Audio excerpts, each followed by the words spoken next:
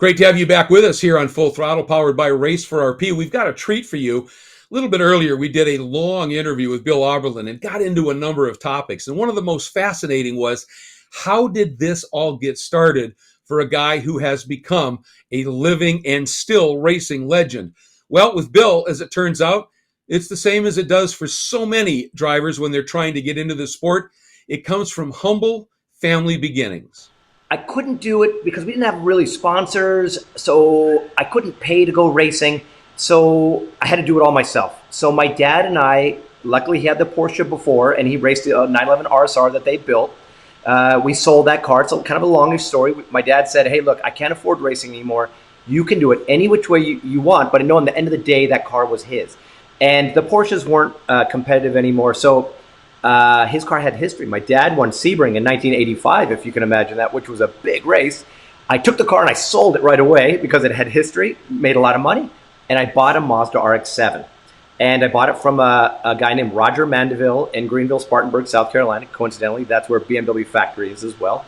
And I drove the truck to South Carolina, picked up the car with the spare engine, brought it home, and we put it on the floor. And this is when this team consisted of myself and two Porsche mechanics. We were all Porsche mechanics for a Porsche repair shop. And we unloaded the car, we unloaded the engine, and I said, how are we going to rebuild this engine? Like, it's a rotary. We had no concept, right, of how to do this. We were going to figure out the gearbox, and we do everything in-house. This was a couple of kids. We're all in our 20s. And I called Mazda, Damon Barnett, who was head of Mazda at the time, and I said, hi, I'm Bill Auberlen. I'm trying to be a race car driver. Do you guys have a class on rotary engines? And he goes, he laughs on the phone. He goes, no, we don't have a class on rotary engines. I said, well, I got to do it myself. And I tell him the story. And so he says, let me call you back in a little bit. He calls me back and he says, how's Tuesday, Wednesday of next week? And I said, great. Why? What's going on? I'll send Fuji, our top engine builder from Japan. He'll give you a 2-day class. Great. That sounds fantastic. His plane lands from Tokyo. He gets off the plane. I'm holding a sign, Fuji. The guy says hello. He speaks zero English. I speak zero Japanese. But measurements are measurements, and he showed me the way. And my first engine was very simple, very easy to do, 352 horsepower. And this little group of guys and myself stayed in one hotel room. We drove the crummiest truck across the country. We would do anything for fundraising to try to raise just enough money to go racing. We had Yokohama as a sponsor that would donate tires. And eventually we became very good. And we started winning races and up and up and up and winning quite a few races. Then we became something, that race in New Orleans, going for the championship against Jorge Trejos in a Porsche. BMWs were there and we were competing against them. And when I totaled out my poor Mazda, I couldn't believe it, right through the chicane, Charlie Slater, who was the owner of IMSA at the time, said, hey, I got a Porsche and why don't you try it? And I got in it and I was in qualifying with this thing and I wound up getting the pole. I won the race. And I mean, yeah, Eric is very nice. I feel like I was twisting their arm after that to get the deal. I showed up in Texas World Speedway, and this is a true story. They hired me. Well, Tom Milner called eventually, and we spoke. And he said, can you do Texas World Speedway? And I said, yes. And he says, how much will it cost? And I'm thinking, whoa. You can make money in car racing? I had no idea ever I was going to make money in car racing. I thought it was for the love of the sport. When you do something you love, you never work a day in your life. And this is all I want to do for the rest of my life, right? We work out a price. I go to Texas World Speedway. This is going to be the highlight of my career by miles. There's the first Union truck. There comes the first Union car out. I look for my name on it. Nope, it's not on that one. Well, it must be on the Valvoline car. Valvoline car comes out. Nope, it's not on that one. I'm like, huh. But I don't know anybody there. So I feel like a little fish out of water. And a fifth wheel truck pulls up and a brand new white BMW pulls out. It says Matt Cohen, Bill Auberlen. Well, it was a customer car that they had built for this kid. And I'm like, okay, well, they're putting me in that car. Let's just see how it goes. And we go out there and I fall in love with the BMW immediately. I'm like, this is the best handling car. And I understood everything, the DNA of a BMW. I understood it very well. But we were extremely slow in a straight line compared to the factory cars. And I asked this Matt Cohen kid, I go, hey, he was a very wealthy young kid from New York, very nice kid. I said, what's with this motor? And he goes, well, we have a 3-liter. The factory cars have a 3.2. And I don't know if they really know this story. I go, what happens if that motor blows up. He goes, I guess they have to give me one of theirs. I go, you got to blow this thing up. You got to get rid of this thing. And he goes, how do you do it? It was when we had the Hewland H pattern. So it was a 6-speed, straight cut gearbox. I go, stick it in the wrong gear a few times. It's going to come apart. I guarantee you. And he could do it anywhere. This is Texas World Speedway. It's a giant racetrack. He comes down the front straight in front of me, jams it into every wrong gear. The pitch went so high, dogs 20 miles away were screaming. And then finally, parts fall out. They put the 3.2 liter motor in, just as we thought. Off to the races we go. Next practice session, I was the quickest. Everything was good. I go to qualify. This is when BMWs had a little differential problem back in the day. The diff blows up. So we don't qualify. I start dead last. I'm now leading the race after 10, 15 minutes, and I'm running away, and I'm thinking, this is beautiful. And this was the day and age that if you had a lead driver, who at the time was Pete Halsmer, he would pick which car was doing the best. That's the car he would jump into to finish to get the most points. Well, I think, okay, when I come in, Matt Cohen's going to jump in. We're going to struggle a little bit, and that'll be the end. But I had a good time. I come into the pits. Nobody said a word. As I'm getting out of the car, Pete Halsmer's getting in. And I'm like, wow, they're going for the win with this thing, with me driving. This is going to be incredible. Pete Halsmer goes, and he makes it to about 10 or 15 minutes from the end, leading the race. The differential blows up again, and we don't win. But I think David Donahue was heading off to that North American Touring Car Series, I think. Conveniently, I took his spot. And 27 years later, I'm still driving for BMW. I went to the next race in like Sears Point. I think we finished 1, 2, 3, and then we won a lot after that. A lot of I think I'm quite a few championships into it now and wins. And yes, this was a relationship that was meant to be, and I count my blessings every day that happened the way it did. Oh yeah, I mean you've done the Blue Propeller proud, that's for sure. One quick thing on the Mazda thing, back in that era, the races that I announced and we got to talking, you were making parts last 2, 3, 4 races longer than the factory teams.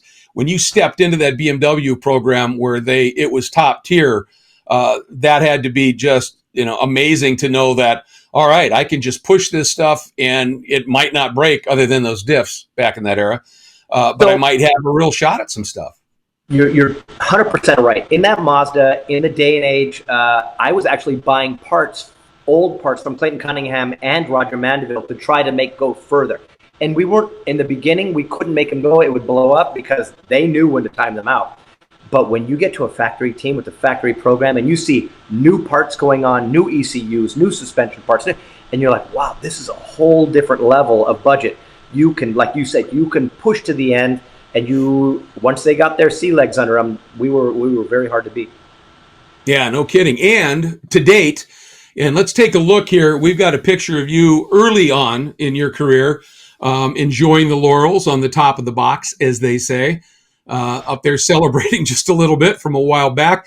But if I have my stats right, your current count of standing on the top of the podium, having driven a BMW to victory, stands at something like, 516? It's a lot. I actually don't know, but it's a lot now if you think about the podium. Do you know those people who are in that picture? That's so funny. The guy on the right is Joe Vardy.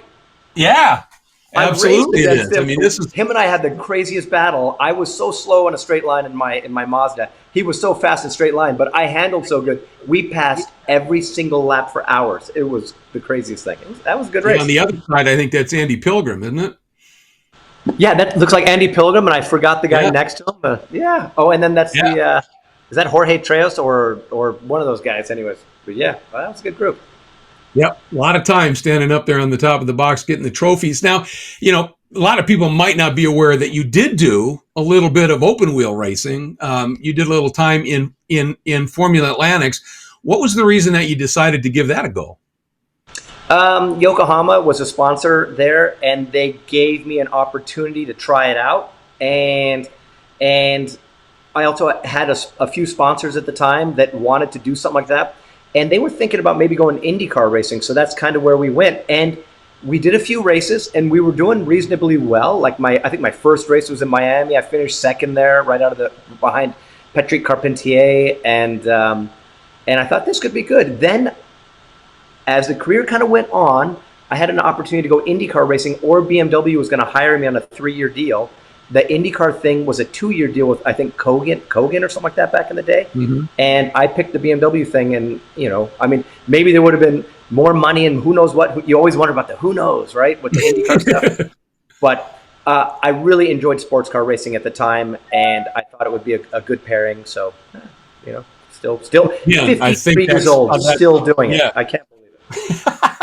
That's certainly proven out. I was the announcer for the Atlantic Series that year, and that was a lot of fun to have you out there running and gunning. You've also driven, aside from BMWs, you have driven some pretty spectacular stuff, and you wheeled one of my all-time favorite cars at one point. It's the beautiful Ferrari 333 SP, one of the greatest sounding cars ever, and just an absolute joy. What was it like to drive? That was a piece of art that you were driving. It was so nice. That 12-cylinder screaming motor in the back. So that not that particular program, but the program that led to that was a step down in your humbling experience. It grounds you when you start to think your head's getting a little too big. That was my opportunity to go to Momo and race for Jean-Pierre Moretti in Daytona, right? So that year, we did a lot of testing with the 333 in the background because that 12-cylinder motor had a little issue where it wouldn't start after a while. I don't know if you remember that. They were in pit lane. They lost compression. They wouldn't start. So we did a big 24-hour test. I was with a guy named Tim Hubman, who was the financier behind the program. And I thought, he was like, we're going to do 333s with Jean-Pierre Moretti. We're going to do IndyCar. We'll start with Atlanta. Like, this whole thing was going. And I thought, oh my gosh, it's all happening. And the Momo deal, I basically qualified that car on the pole in Daytona. And Kevin Doran, who was running the Momo team, said, hey, Tim Hubman, where's this guy? He hasn't shown up. And it was John Morton and myself, Tim Hubman, racing this car. And he hasn't showed up to give the final the check to the team. And I'm like, uh-oh, that's not good. And he goes, we're not going to run this car if the check doesn't come. So I qualify the car on the pole. Gentlemen, start your engines. Check never comes.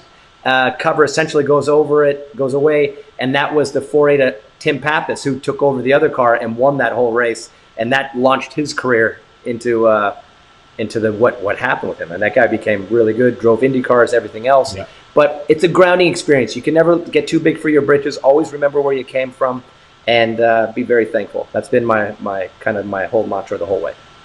And yeah, you can tell. You absolutely love it. I mean, in a way, you've been very lucky in that you're a big kid that's just been able to make a career out of things you absolutely love.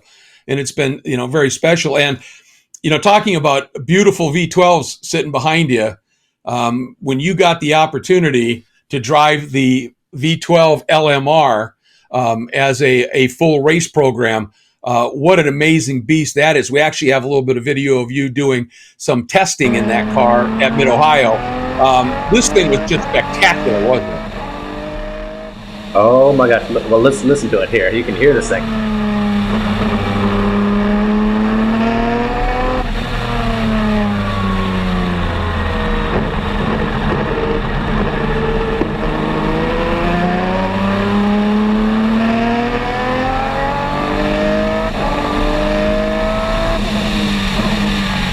Oh yeah, that car. The way that program came to be was I had heard little inklings that it was going to happen. Didn't really know much about it. I went to Austria, to Kitzbühel for the BMW banquet, and we were going to go there. That's where you renew your contracts and you do training and you do all this stuff, and then they have the banquet. It's really exciting and fun. And I'm sitting. I have no idea what was going on. I'm sitting at the banquet at my table eating dinner. And then the big screen goes dark, where they have the videos on the movie screen. And all of a sudden you see these two ominous headlights light up on the screen. And you hear this sound and this motor starts up. And it's real, it's surreal to watch this on the screen. I'm like, what are they going to show? And then a curtain opens in the back of the building. And this V12 LMR drives in with Christensen driving the thing. And I'm like, whoa, look at this car. This is the most amazing car I've ever seen in my life, right? So I'm just looking at it in awe, like a complete spectator at this banquet.